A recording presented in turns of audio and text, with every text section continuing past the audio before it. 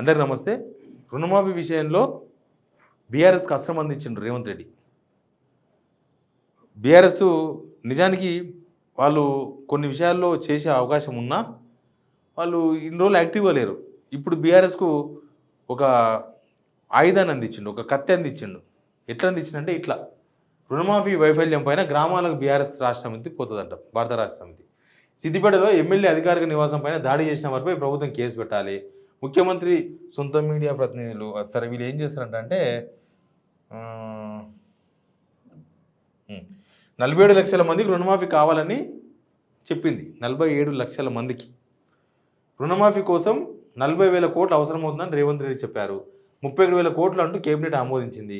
26,000 కోట్లు అంటూ బడ్జెట్ ఆమోదించింది. చివరికి 17,000 కోట్ల రూపాయలతో రుణమాఫీ అన్నారు. కేవలం 22 లక్షల మందికి మాత్రమే రుణమాఫీ చేశారు. రాష్ట్రంలో రుణమాఫీ అంతా డొల్లా. గ్రామస్థాయిలో రుణమాఫీ కానీ రైతుల వివరాలు సేకరిస్తాం. రైతుల జాబితాలు మొత్తం సేకరిస్తారంట వీళ్ళు. ఒక గ్రామంలో ఒక 100 మంది రైతులు ఉన్నారనుకోండి, దానిలో ఒక 30 మందికో 35 మందికో అయ్యింది అనుకోండి.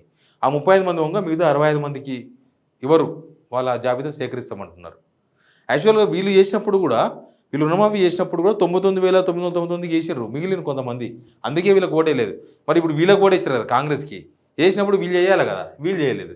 సేకరించిన వివరాలను జిల్లా కలెక్టర్లు తర్వాత రాష్ట్ర ప్రభుత్వానికి అందిస్తాం. 2 రోజుల తర్వాత రాష్ట్ర వ్యాప్తంగా నిరసన కార్యక్రమాలు మొదలు పెడతాం. ప్రతి ఒక్క రైతుకి రుణమాఫీ అయ్యేలా ప్రభుత్వంపై ఒత్తిడి తీసుకొస్తాం. ప్రతి మంది నియోజకవర్గం నుంచి మొదలుకొని ముఖ్యమంత్రి నియోజకవర్గం వరకు మొదట వివరాలు సేకరించి ప్రభుత్వానికి అందిస్తాం. అప్పటికి కూడా రైతులకు న్యాయం జరగకుంటే ప్రత్యక్ష ఉద్యమానికి శ్రీకారం చుడతాం. మా కాల్ సెంటర్కి దాదాపు 1,20,000 ఫిర్యాదులు వచ్చాయి. ఒక్క ప్రొఫార్మా తయారు చేసి దాని ఆధారంగా సమాచారం సేకరిస్తాం. మొత్తం నియోజకవర్గం సంబంధించి స్థానిక ఎమ్మెల్యే కానీ మాజీ ఎమ్మెల్యే కానీ సీనియర్ నాయకులు కానీ బాధ్యత తీసుకుంటారు. గ్రామంలోని ప్రతి ఇంటికి మా పార్టీ శ్రేణులు వెళ్ళి ఈ సమాచారాన్ని నేరుగా సేకరిస్తారు. కనీసం 40% మంది రైతులకు కూడా రుణమాఫీ కాలేదు. రైతులు అంతా తీవ్ర ఆందోళనలో ఉన్నారు.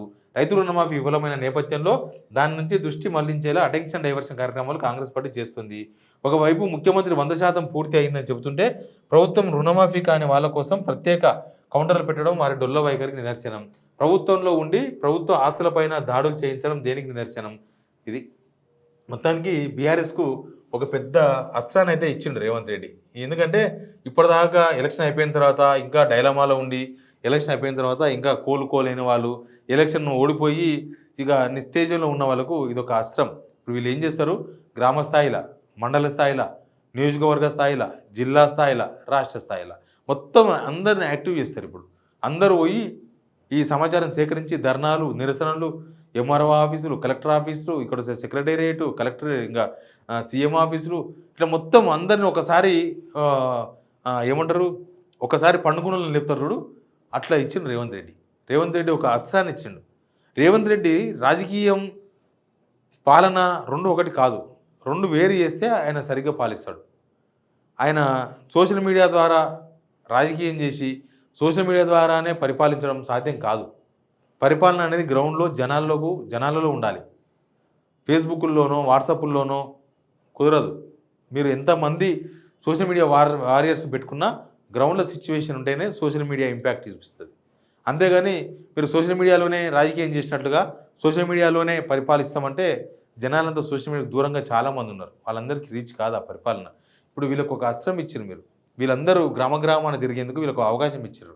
ఇప్పుడు ఇదే కాదు, రేపు మీరు అమలు చేసే స్కీమ్స్ అన్నీ అరకొర స్కీమ్సే ఉంటాయి. ఇప్పటికీ అన్నీ అరకొర స్కీమ్స్కే.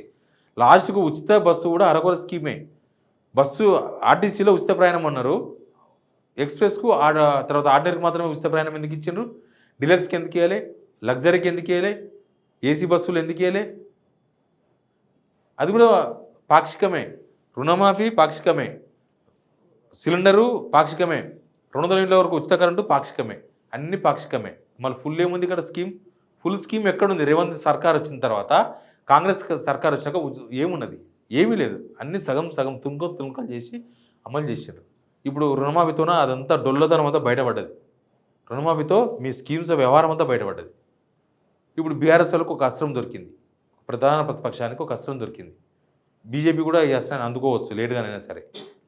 మొత్తానికి రాష్ట్రంలో రాజకీయం మంచి హీట్ ఎక్కబోతుందని మాత్రం చాలా క్లియర్గా అర్థమవుతుంది. Please subscribe signal TV.